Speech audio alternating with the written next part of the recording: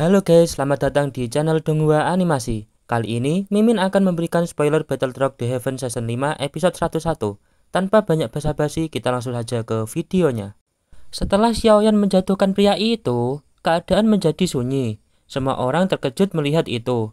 Tubuh pria berpakaian putih itu roboh di atas batu yang sangat besar. Tubuhnya berlumuran darah. Pukulan dari Xiaoyan sebelumnya mungkin tidak merenggut nyawanya, tapi itu membuatnya tidak bisa bergerak. Dengan kekuatannya sebagai Dohang bintang 7, dia tidak mungkin bisa menahan pukulan Xiaoyan. Xiaoyan dengan tatapan dingin berkata, "Bukankah sekarang jumlahnya sudah tepat?" Feng Xing'er dengan tatapan dingin kepada Xiaoyan pun berkata, "Kamu sangat sombong. Sepertinya Wind Lightning Pavilion tak sebanding denganmu dalam hal ini." Xiaoyan hanya tersenyum menghadapi ejekan Feng Xing'er. Dia berkata, "Ini hanya akan terjadi pada orang-orang yang lemah. Namun, apa salahnya aku sombong? Aku telah mampu menggerakkan para elit Douzong dari pavilionmu untuk menghadapiku." Xing'er dengan tatapan dingin menantang, "Jika danau darah gunung surga belum akan muncul, aku benar-benar ingin menguji seberapa kuat dirimu di tempat ini." Xiaoyan pun tertawa, "Jika kau menginginkannya, aku bersedia kapan saja." Sikapnya yang benar-benar acuh tak acuh membuat Feng Xing'er marah. Namun, dia hanya bisa terdiam. Danau darah gunung surga akan segera muncul. Dia harus segera memasukinya dan menyerap energi di dalamnya secepat mungkin, karena terbatasnya energi yang ada di danau tersebut. Jika dia bisa menyerap sedikit lebih banyak, ini akan menentukan bisa tidaknya dia menerobos ranah Dohuang. Xiaoyan mengabaikan Feng Xing'er. Dia menghampiri Nalan Yanran dan bertanya, "Kamu baik-baik saja?" Nalan Yanran terkejut saat melihat wajah Xiaoyan yang tersenyum. Dia pun merasa tenang karena telah dilindungi Xiaoyan. Selang beberapa waktu, suara menggelegar terdengar dari langit. Itu mengejutkan semua orang yang ada di sana. Gelombang energi dahsyat muncul di langit dan berputar-berpusat pada puncak gunung mata surga. Mereka pun terlihat sangat gembira lalu berkata, "Apakah danau darah gunung surga akan segera muncul?" Douqi yang kuat melonjak dari tubuh kelompok Xiaoyan. Mereka yang ada di sini dianggap generasi terbaik di wilayah Central Plains. Wajar saja tak ada yang lemah dari mereka. Sesaat kemudian, gelombang energi tersebut meledak. Cahaya memenuhi puncak gunung mata surga.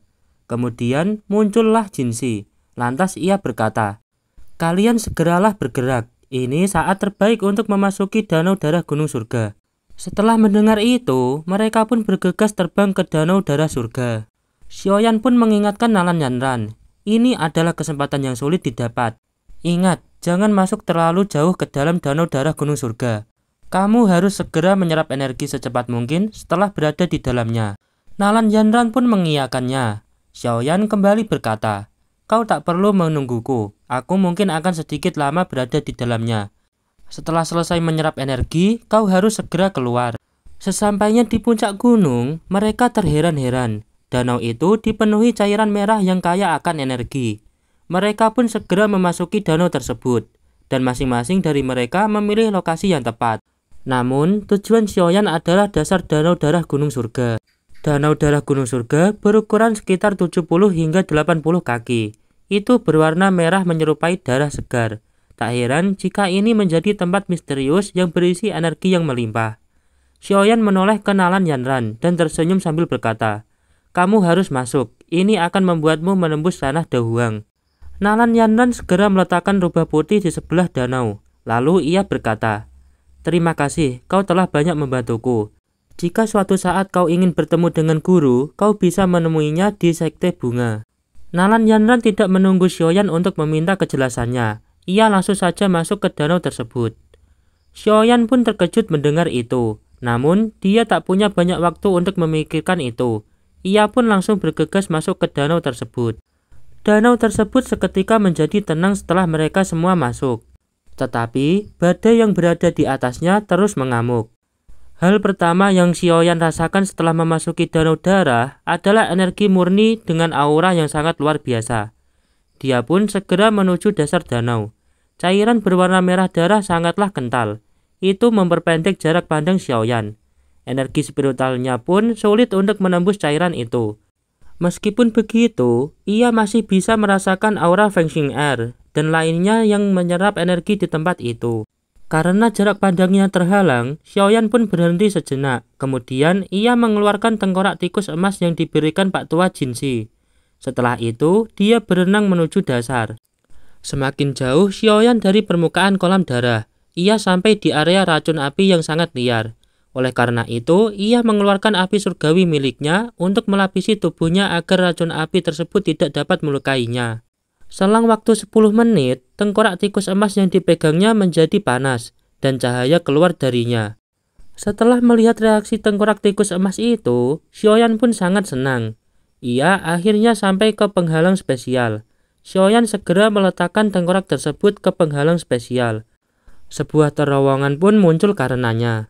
Setelah melihatnya, Xiaoyan kembali memasukkan tengkorak tikus emas ke cincin penyimpanannya.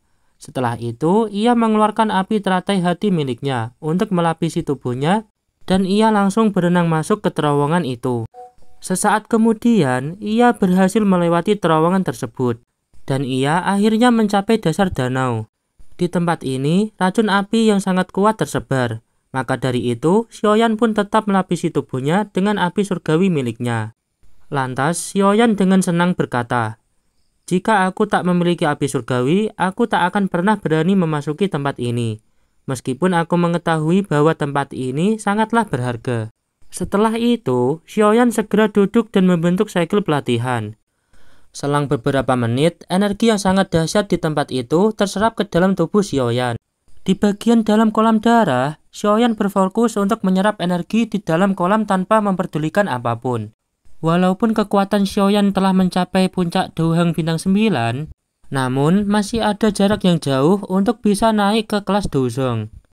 Perubahan banyak terjadi pada tubuh Xiaoyan yang terus memaksakan penyerapan energi selama beberapa hari.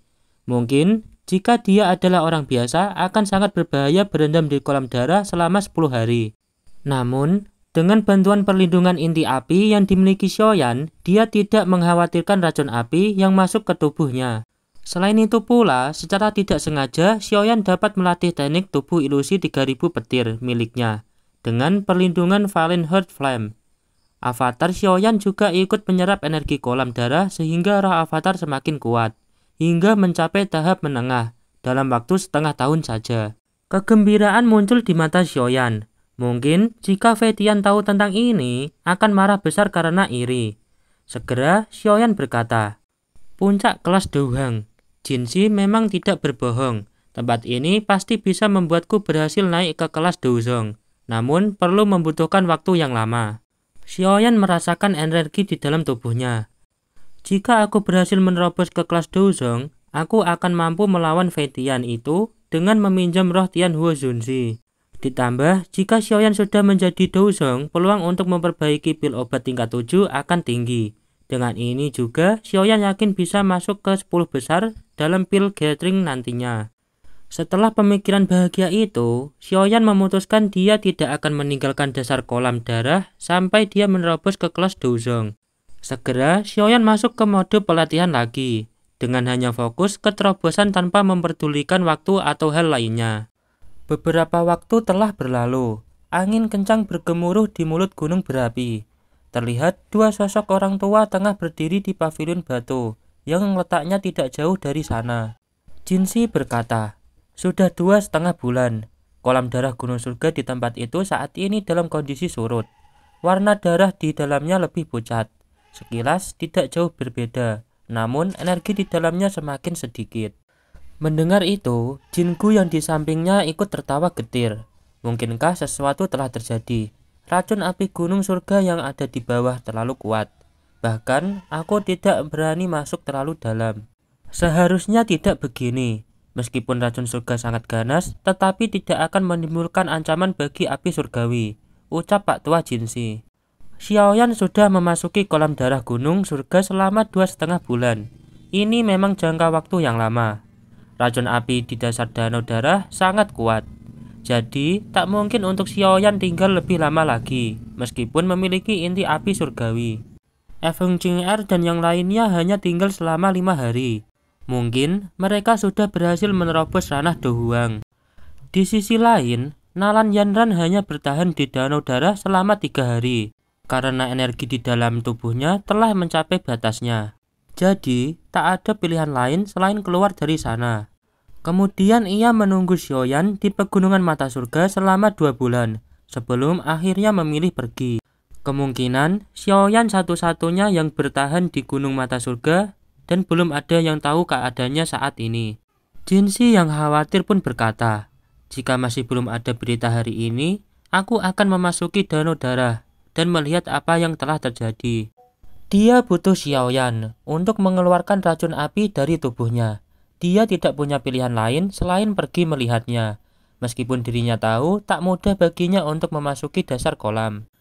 Jinggu pun tak bisa berkata-kata karena tak ada pilihan lain baginya. Sesaat kemudian, sekitar mulut gunung berapi tiba-tiba mengeluarkan suara gemuruh keras. Energi di sekitar mereka mulai berfluktuasi. Jinxi dan Jinggu terkejut melihatnya. "Apa yang telah terjadi?" Jinggu bertanya. Jinxi mengerutkan kening. Matanya menatap bagian dalam kolam darah. Terdapat pusaran air yang muncul di tempat itu. Bagian tengahnya terdapat lubang hitam pekat. Energi alam sekitarnya mengalir liar melaluinya. Kemudian Jinxi berkata, "Bagian dalam danau darah sepertinya ada sesuatu yang menyerap energi dengan kuat. Ini pasti perbuatan Xiaoyan."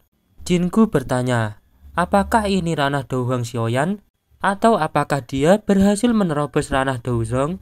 Jinxi sedikit ragu. Kemudian ia berkata, "Mungkin itu benar."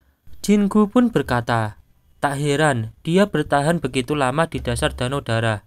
Dia sebenarnya berpikir untuk menerobos ke kelas Douzong sekaligus. Namun, metode ini hanya dapat digunakan oleh orang-orang seperti dia yang memiliki api surgawi. Karena racun api gunung surga di bawah ini terlalu menakutkan. Tetapi, efek yang dibuatnya saat dia menerobos benar-benar luar biasa. Tempat ini telah diguncang sampai seperti ini. Sepertinya, beberapa elit Douzong dalam radius 500 km akan merasakan sesuatu." Jinxi pun merasa lega. Selama tidak ada yang terjadi pada Xiaoyan, racun api di dalam tubuhnya seharusnya tidak menjadi masalah. Saat keduanya berbicara, fluktuasi energi alam di sini juga menjadi semakin intens. Gelombang demi gelombang energi padat merembes dari sekitarnya. Setelah itu, energi mengalir menuju pusaran air di dalam kolam darah. Terlihat dari kejauhan, seluruh gunung mata surga terbungkus dalam badai energi yang berwarna-warni. Tampilannya sangat spektakuler. Perubahan tak terduga yang terjadi menarik perhatian seluruh suku tikus penelan emas di gunung mata surga. Tatapan tertegun melesat ke sumber keributan. Mereka melihat energi seperti zat, sementara tekanan energi samar-samar merembes darinya, menyebabkan cukup banyak tikus penelan emas merasakan ketakutan. Perubahan di sekitar tidak mereda, namun seiring berjalannya waktu menjadi lebih parah. Tiba-tiba banyak pilar berwarna-warni jatuh dari langit. Sesaat kemudian, aura yang agung keluar dari danau darah, bagaikan naga yang bangkit. Jinxi dan Jinggu pun sampai terheran-heran. Pak Tua Jinggu berkata, "Aura ini bukan seperti aura seseorang yang baru saja naik ke ranah Douzong." Jinxi menjawab, "Ya, aura ini tak kalah dari bintang Douzong biasanya. Namun, ini hal yang wajar bagi orang yang baru saja menerobos. Kemungkinan ini akan secara bertahap melemah." Aura ini dengan cepat menyebar. Cukup banyak tikus penelan emas yang belum berevolusi menjerit panik. Dengan aura sekuat ini, cukup untuk membuat para ahli di sekitar jarak 500 km sadar akan hal yang terjadi di gunung mata surga ini. Sesaat kemudian, sepertinya penghisapan energi di dasar danau telah mencapai puncaknya. Jinxi menatap danau darah.